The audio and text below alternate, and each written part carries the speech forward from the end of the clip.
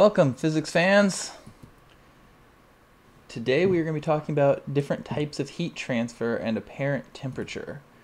And by apparent temperature, I mean like what you feel when you touch something. But I guess let's go ahead and start with the thermal energy transfer. Ooh, I forgot to go to full screen. So let's do... Oh, I did do full screen. It's taking a second.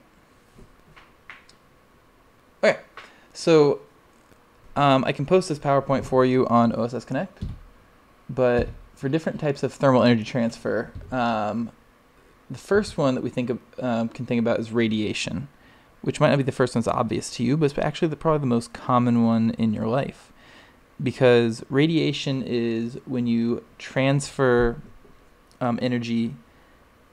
Through radiation. So nothing has to be touching. It can be through a vacuum. So the way the Earth gets energy from the sun is through radiation. So you can look at the simulation, just photon coming from the fire and hitting the dude. Conduction is another type that you're very familiar with, and that's when things are in direct contact. So when atoms are hot, they tend to vibrate more and wiggle more, so that heat is going to get passed down the line by the vibration spreading. So one thing vibrating hits another thing, makes it vibrate, which hits another, and so on down the line. So metals are good conductors, which I'm sure you guys know by now, and you guys can read this as I go. I'm not going to just read it at you. But yeah, the rate at which energy is transferred through conduction is proportional to the cross-sectional area and the difference in temperature. So you can get that formula, which is important for us here, where capital delta T is temperature, difference in temperature. So then we can do an example problem here. So if you have a brick that has a thermal conductivity of that and the dimensions in the picture, and you put two heat sources in contact with it, what is the rate at which energy is conducted through the brick? So we're looking for delta Q over delta T. Now if you want to figure out yourself, pause here. If not, I'm going to keep going. So that's all you need to do there, because you're just solving that formula, and you put the numbers in. This isn't much of a hard problem. So another one we can look at is convection, and convection is actually very, very common, and you see a lot of effects of convection. Like radiation's obvious because heat from the sun. Conduction's obvious because you see, because you feel like the heat when you touch something. But convection's requires fluid as a medium, and so there's a lot of stuff with motion of that fluid. So you see a lot of different things that come from it. So that hot air rises and cold air tends to sink, and that's from convection. That's or part of convection. So when it rises, it cools, etc.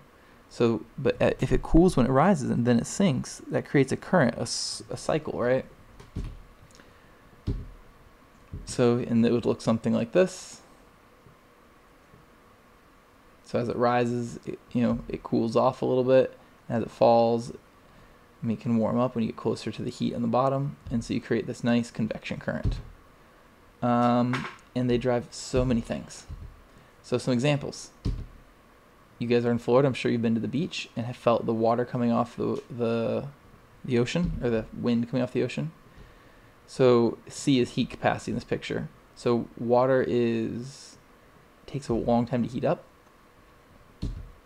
and then the heat capacity of land is small, so it heats quickly.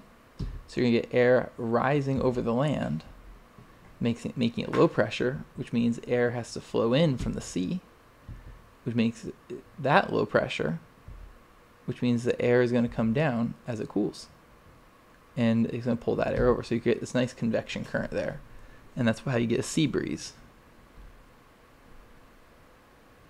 It's kind of nice to know that in Florida, huh? So that's why when air always seems to be blowing in from the ocean. There you go. And there's just a little environmental pitch. But I'm not sure if they'll be popular to put turbines on all of our beaches, but you can put them, back from the beach a little ways, because the sea breeze isn't just on the sandy bits. Here's another one: thunderhead clouds. You see how you could have convection on both sides. I could have convection current right here, and another one on this side that gives it that distinctive shape. hot air rises. Let's get that simulated. Let it draw that again. Hot air rises in the middle, reaches the top, and it cools down because in the cold atmosphere, so it sinks down, and you get this nice convection current giving rise to this shape.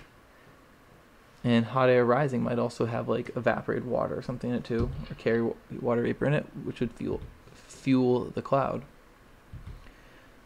Nuclear bombs, right? The mushroom cloud. You get nice, hot, very hot rise here in the middle, and then cold air falls on the sides, and you can make the smaller and smaller circles inside that are of similar patterns. So like, you can have small circles here and here, causing this ring in the middle. That ring is kind of around the mushroom cloud, is kind of in the center of that convection current. Oceanic currents. You can see how it tends to move away from the equator and come back in, and get warm places and come back. It's a pretty complicated one though, because all the land gets in the way and messes with the simple patterns. Solar convection, sunspots and flares, yeah. So let's see, is it going to give... I think I have another version of this somewhere where I'd actually play them, but I don't have the real PowerPoint on my computer, so it's not playing them. These are supposed to be animations where you can see the move and you can see the flare, but maybe if you have PowerPoint and I post this, you should be able to see it on yours. Continental drift is another example of convection currents. So as you get the hot magma rising, it can cause the seafloor to spread and create these oceanic trenches or ridges. And it can also push over here, so you can tell where you have hot spots in the mantle, where you have things rising based on the motion of the plates.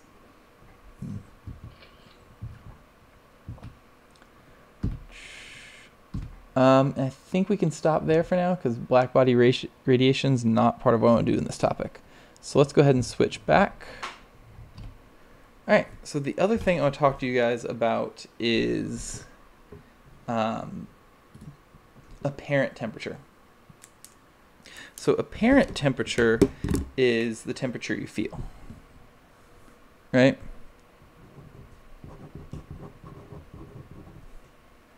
Is apparent 1R? Yeah, I'm pretty sure apparent's 1R, so we'll just pretend there's 1R up at the top. Apparent temperature is the temperature that you feel when you interact with things.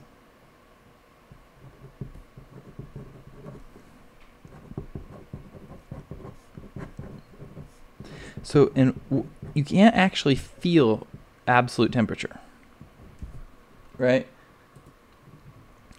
What you feel is not temperature when you think something's hot. That's why if you touch something metal in the same room, like a table with like a metal side or something metal in the room, everything in that room is pretty much at the same temperature. But when you touch the metal, it feels cold. But it's at the same temperature as everything else because it's in thermal equilibrium, right? It's been sitting in the same room for hours at least, probably days, probably months, maybe years with everything else. So it should be at the same temperature. But what you actually feel is rate of heat transfer, which explains why when you touch metals, they're almost exclusively, almost always cold, because they're good conductors of heat. So you transfer heat quickly to them. And that's why, like, if you had an insulator like rubber, it's kind of hard for it to feel that cold too. Yeah, so you can't actually feel temperature. You can just feel the rate of change of heat, which is interesting to me. Because we always talk about temperature, like what something feels like, but that's not what we actually feel. Anyways, guys, on that bombshell, I'm gonna go ahead and leave you. Make good choices and stay safe out there.